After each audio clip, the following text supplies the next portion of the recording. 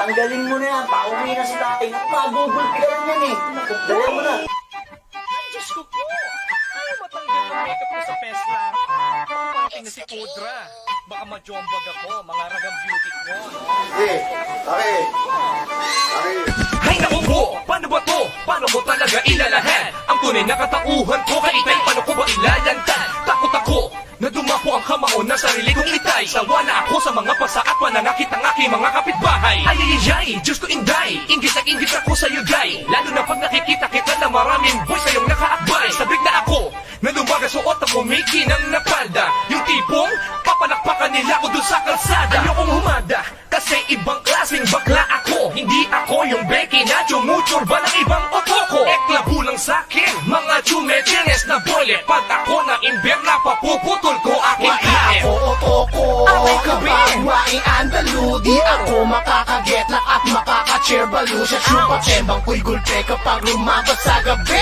Ganyan kami mga ukamahanap ay lalaki. Kumailan ng palamuti, kaso wala ko ukani. Gusto naman pa at tumamba, para ibulgar ang aking beauty. Para masapawan ng mga tsaka at mga feeling super reyna. Ano ba yan? Totoo ba ang mga makeup sa iyong pesa? Paano ka makakachorba ng uto ko mga pogi? Kung wai ka pang nomo, baka i-dead ma at machuki. At mapakairo at asinan lang sa balay at tumenga. At baka majombang pa ni Pudra kapag rumapa sa gabi. Kasama ang mga tribo ng mga Becky para kumora at tumiksena sa sosyalan ng mga keme, eklabo, and 40 kemeru. Why andalo, ibolog na lang sa balar ng Waing ako kemeru. otoko, kapag waing andalo, di ako makakagetlak at makaka-cheerbalo. Siya chupa tembang ko'y gulpe kapag lumabas sa gabi. Ganyan kami mga ukamahanap ay lalaki. Nung oras na gora na tayo doon sa baler. Huwag tayong papagabi, baka mapagtripan tayo ng mga taga-soler. Sa banggora natin, Neng, bakit nagmamadali ka ba? Sa uto ko ba na pogi na gusto ko nang makita? Neng, akin lang siya, huwag mo naman sanang getlakin. Jojombagin kita parang ginombagan ng pangin. Anong kinukuda mo dyan? Ako ang bet ni Papa Dong. Mas okay ang beauty ko kaysa sa'yo baklang dunggong. Anong gunggong? Ikaw naman ang baklang amoy galunggong.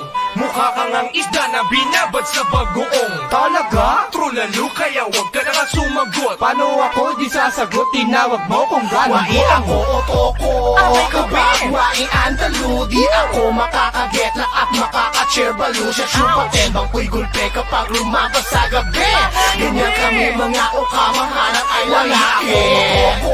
Kapag waing andalo, di ako makakagetlak at makaka-cheerbalo. Siya chupa tembang ko'y gulpe kapag lumabas sa gabi. Ganyan kami mga ukamahanap ay lalaki.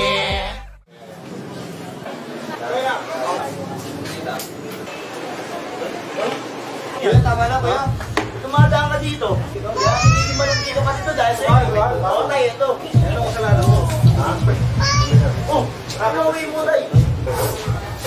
Dali, inuwi mo. Ha? My name is Gabby Santibanez na naniniwala sa isang kasabihang pangit ka man sa paningin nila, huwag kang magtaka, nasa lahi niya. Thank you! My name is Nika Sahara, 14 years old stunner, at naniniwala sa isang kasabihan, ang taong may biyak sa nguso.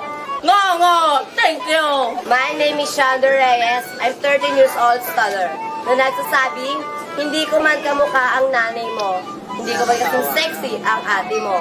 Pakialam ko, kaano-ano ko ba kayo? My name is Jervin Enriquez na naniniwala sa kasabihan, kung may putok ka, huwag mo ikaiya.